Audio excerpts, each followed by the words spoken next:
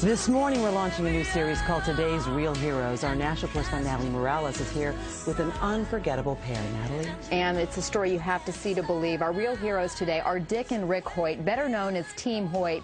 And if you haven't heard of them yet, be prepared. They're almost legends in their own right, and you'll see right now why they are heroes to so many. This is one of the greatest love stories of all time, a story of a father who climbs mountains and runs to the ends of the earth and back to give his son a better life, a life that transcends the limitations of his body. Rick Hoyt's fight started at birth 44 years ago when the umbilical cord was wrapped around his neck. He looked beautiful and he was strong and he was laying on his stomach, and I thought he was doing push-ups. But what it was, he was having spasms. The doctors told Dick and Judy Hoyt that their son had cerebral palsy and would never be able to walk or talk. They said, forget Rick, put him away, put him in an institution. He's going to be nothing but a vegetable for the rest of his life. And we said, no, we're not going to put Rick away. We're going to bring Rick home and bring him up like any other child. So when the Hoyt family went to the beach for a swim, Rick went too. He'd sink down to the bottom and he'd look up and start laughing. He played street hockey. We'd just get a stick and push him in a chair and hold a stick for him. We did everything with him that we did with the other two boys. And Rick responded. And you look in his eyes, and he was looking right at you, and you could tell that he understood everything they were talking about. But it wasn't until he was 12 when Rick found his voice, called the Hope Machine, a computer system created by a team of Tufts engineers. Hopefully people will look at me as an intelligent person and look past my disabilities. He could tell us exactly what he wanted, how he felt, you know, where he wanted to go. And it got him to go to school, and he got to be able to talk to a lot of other people. It was at high school where Rick first learned of a 5-mile charity road race for a paralyzed teenager. And he said, Dad, I have to do something for him. I want to let him know that life goes on. For Dick, who wasn't a runner, it was a call to action as a father. Rick told me, he said, Dad, when I'm running, it feels like my disability disappears. And that was all Dick needed to hear. Now, at the age of 66 and 44, Dick and Rick have run 950 races, 60 marathons, including their 25th Boston Marathon this year. They even started doing triathlons, competing in 6 Ironmans, the ultimate test of strength and endurance. All the way, Dick pulls, pushes, and carries Rick's 110-pound frame over the course of the 2.4-mile swim, 112-mile bike ride, and 26.2-mile run. So on this day, we're going for a leisurely stroll. This is a slower pace than you two normally go, right? Oh, this is a nice pace, too. It's a good break. But they don't slow down for long. As long as we're still having fun, we're enjoying it, and we're healthy, we're going to continue doing it. But it's Rick's achievements on the sidelines that are most awe-inspiring. I may be disabled, but I live a very fulfilling life. Not only did Rick graduate from high school, but also from college, earning his degree from Boston University. And he now lives in his own apartment. I have shown to disabled people that they don't have to sit back and watch the world go by. They too can go to school, get a job, and be included in everyday life. The Hoyt's motto is simply, you can. And they've made so many believe anything is possible. He's competing in road races, he's competing in triathlons. And all of a sudden, all of these videos are popping up on us, and people are emailing them around the world, and it's just a great feeling. I read them an email they recently received, one of thousands, from a perfect stranger. I write this because I'm a father, and to my shame, I have been nothing like you, Dick. I have been selfish more than I've been selfless. I'm not raising my son the way I intended to raise him, and up to this point, you could say, I have failed. But yesterday, in a moment's time, I was changed. My heart was broken when I saw how much you must love your son to put yourself through such agony that he might experience the thrill of the race.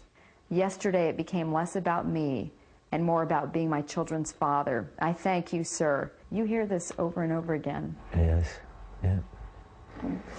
It clearly is, it touches you every time. It really does, yeah. But you're more than a father. I mean, you are a hero to so many. Mm. And most importantly, you're a hero to Rick. I just think of myself, and I just love my family. And I just want to be the very best father I can be. Get to the point, everybody. Way to go, Ricky. Way to go, dude.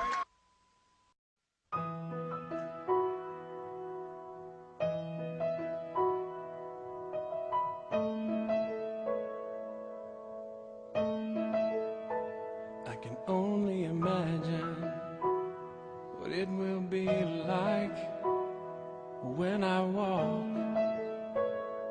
by your side. I can only imagine what my eyes will see when your face is before me. I can only imagine. I can only imagine.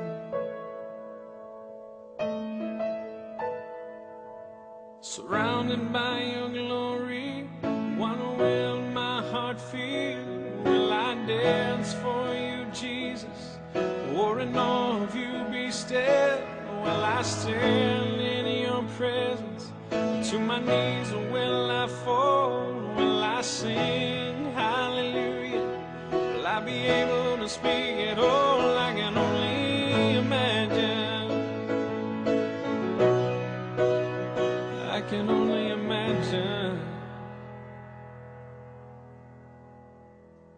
I can only imagine when that day comes, when I find myself standing inside. I can only imagine when all I would do is forever, forever worship you. I can only imagine. I can only imagine. Surrounded by your glory, what will my heart feel? Will I dance for you, Jesus? Or in awe of you be still? Will I stand in your presence? To my knees will I fall? Will I sing hallelujah? Will I be able to speak at all? I can only imagine. Yeah, I can only imagine. Yeah, surrounded by your glory, what will my heart feel? Will I dance for you, Jesus? Or in awe of you be still? Will I stand in your presence? Or to my knees will I fall? Will I sing hallelujah? Will I be able to speak at all? I can only imagine. I can only imagine. I can only imagine. I can only imagine.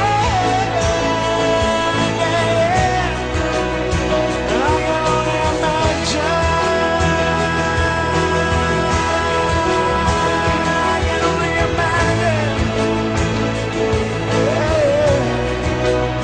I can only imagine. I can only imagine when all I would do is forever, forever worship you.